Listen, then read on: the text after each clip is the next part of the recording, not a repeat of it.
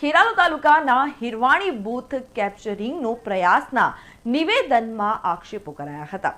મલેકપુર જિલ્લા સીટના મતદાન સાંજના સમયની આ ઘટના છે, જેમાં ખેરાલુ તાલુકા કોંગ્રેસ સમિતિના પ્રમુખ રણજીતસિંહ પરમાર પર બૂથ મથકમાં દિનેશ ચૌધરીએ લાફો માર્યો હતો, જે અંગે નિવેદન આપ્યું હતું। ચૂંટણી અધિકારી અને ખેરાલુ પીઆઈ દરજી સાથે મુલાકાત કરી ફરિયાદ કરવામાં આવી હતી, જેમાં ખેરાલુ પોલીસ મથકમાં રણજીતસિંહ પરમારની સાથે જિલ્લા કોંગ્રેસ મહિલા પ્રમુખ ડોક્ટર મેઘા પટેલ સહિત બાબુજી ઠાકોર સહિત અમરસિંહ સહિત મુકેશ દેસાઈ જેવા આગેવાનો પહોંચ્યા હતા।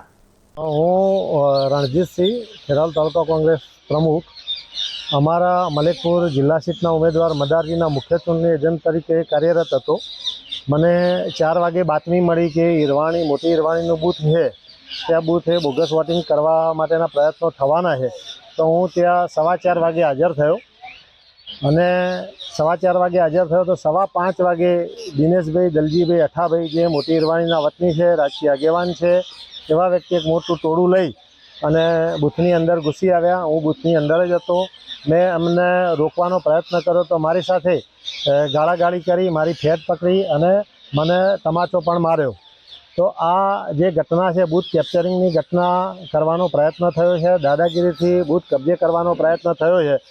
પછી મેં ત્યાં સ્થળ ઉપર જે પોલીસ અધિકારી હતા એમના પણ વાત કરી અને જે પ્રિસાઇડિંગ ઓફિસરને પણ આ લોકોએ ગાળાગાળી કરી, થોડું અંદર ઘૂસી ગયું અને એમના પણ પત્રકો વ્યસ્ત કરી નાખ્યા અને હુમલો કરે એવી સ્થિતિમાં, બૂથ કેપ્ચર કરે એવી સ્થિતિમાં આ લોકો એ ઘટનાને લઈ ગયા।